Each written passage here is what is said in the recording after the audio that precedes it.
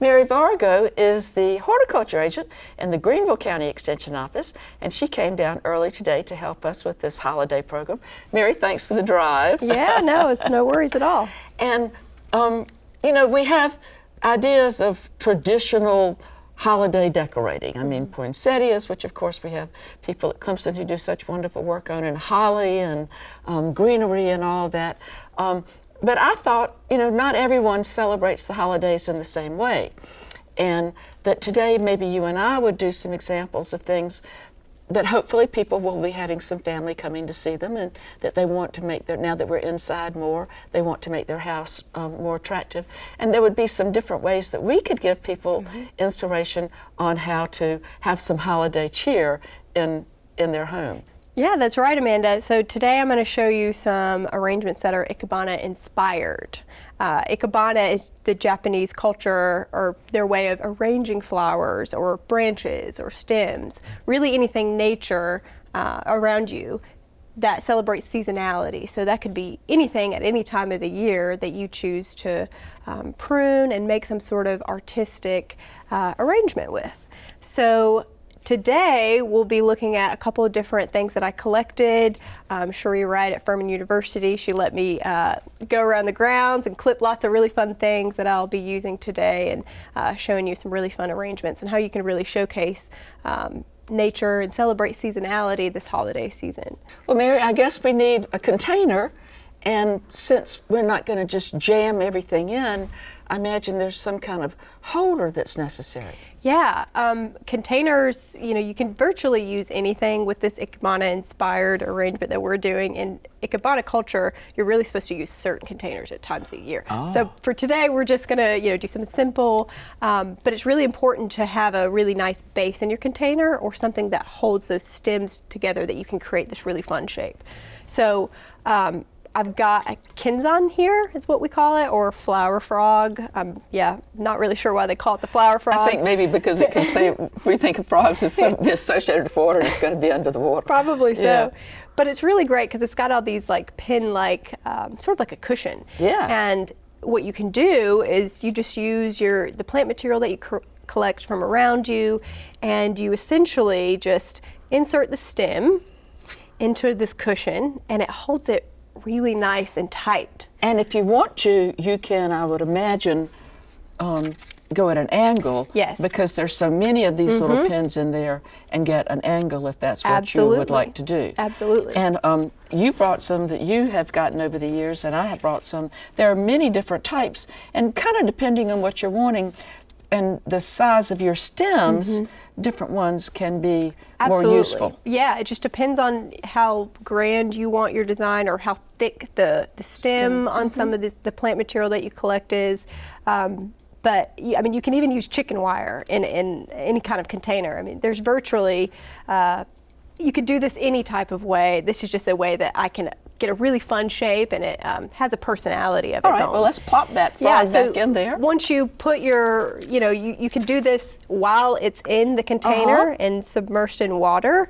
Let's talk about how you created this aspidistra leaf, because I think this is quite fascinating. Yeah, so I took the aspidistra, and then you can really easily kind of tear it apart and create a line right in the center. And then you can really create some really fun shapes with it. So you just fold it in, and then get it real snug right there, so it's kind of stuck in that crease. And you're left with a really fun shape that gives it a different texture than just a straight strappy leaf. And you know, when I was young, Mother would get it and get a piece of floral wire and put it on the back with tape. And then she would sometimes roll it. Oh, that's like nice. that. Yeah. And that's something I remember from when she was doing things, and I think you could probably still manage to do the same thing. Oh, I'm sure. Today that would be another technique where you didn't tear the leaf, but you could still get a graceful curve. Exactly, yeah. I mean, there's countless ways to do this. It just depends on how creative, you know, you let yourself be, really. So then you just kind of start building a shape, something that speaks to you, that's giving you some sort of emotion.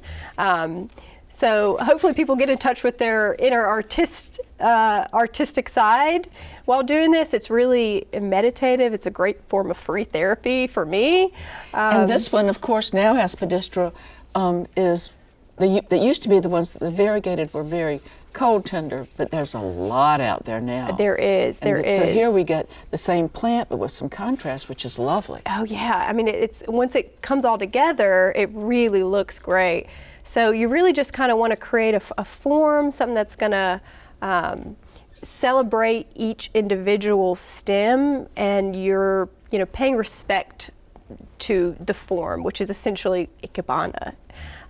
Instead of just a crazy arrangement that has lots and lots going on. And which is what I'll do later. Yeah, which, it just depends on your personality, whatever you like better. I kind of like the minimalist approach for this, so I chose the Aspidistra leaves, and I found some really beautiful Ilex vomitoria. So lovely. Yeah, and I just think wonderful native plant. Yeah, it's just so beautiful. So I was lucky enough to find that, so I think I'm going to use that in this today. So we'll probably I want it, like I said, I'm trying to give every piece its sort of own platform in this arrangement. I don't want it to compete. Yeah, in space. I don't want it to compete with anything else. And also here, I think we've got a very nice contrast between this very small leaf and then the large leaf. Yeah, texture. Yeah, it's all about texture as well. And then this Funanthurium that you brought. So much fun. I'm really excited to use this guy. And that's really just going to kind of echo that red and tie it all in together. Yeah, just give it a different sort of... Which is still a traditional thing we do when we do flower arrangements. We try to make reference. Absolutely, yeah. So, and then I got this lovely bamboo from the Asia Garden in Furman, and I just think it's so lovely. And again, it's different texture from some of these other leaves, so we're just going to celebrate that form in here. And really what you're looking for is you don't want things crowded together. You want, like you said, you give everything a little bit of space and its own voice, I guess, in this arrangement. And then this great Japanese yew, it's so beautiful. It's got a great, also different textured leaves that we're going to bring into this arrangement. And you and I were talking that we so seldom see the fruits. So this one is already flowered and fruited. Yeah, I mean, that's, once you get up, it sort of drapes over. Yes. So you really have to get up close to look at this, but it's beautiful. And I think you'll appreciate it in this arrangement as well. I love that so texture we'll bring going that in now. That's right really in the center and give it, sometimes you can angle these so you can change it if you don't like the way it's looking. But let's see how this guy's looking. What do you think of that? Do you think we need to move things? I tried to get everything, it's kind of hard doing this from behind. Do you think everything has a voice to it? Should we move things around? I think it's quite lovely. You like it? I really do. Okay, great. Well, then this you could, place on your tablescape for the holiday season, something where it really is going to get a lot of attention and your guests can really just stop and pause and take it in. And if you're getting this effect from an Ikebana-inspired arrangement, you've done it right. And what a great way to sit and pause and just take a little bit of a rest in the hustle and bustle of holiday season. It is somewhat restful to think about and look at. Yeah, it is. So, I mean... And you do look at each individual component. Nothing is really competing with each other. Yeah, and you're interested in it. So, yeah, it creates a really nice feeling by looking at it. Mary, as you say, since we're celebrating things and enjoying them individually, I'm looking, is when we normally see this yew, it's very, very dense. And we mentioned that we can now see the fruits on it. But as I look at an individual stem, each curve has so much grace to it. Yeah. So I think it's fun to, once you know your plant material, you know that this is just a really fun, type of material to work with because it just has a life of its own that creates a beautiful shape. And that we often, we get so set on the overall appearance of a plant, and then when we start to dissect it and look at it individually, it's even more exquisite. It's absolutely. like its handwriting or its nose or its eyes. Exactly. A little bit different. Well, Mary, I think we're going to do another one, so I'm going to move this lovely one over here. Yeah, absolutely. That was just one method you can use to create an Ikebana-inspired arrangement. But like I mentioned, you can also use chicken wire.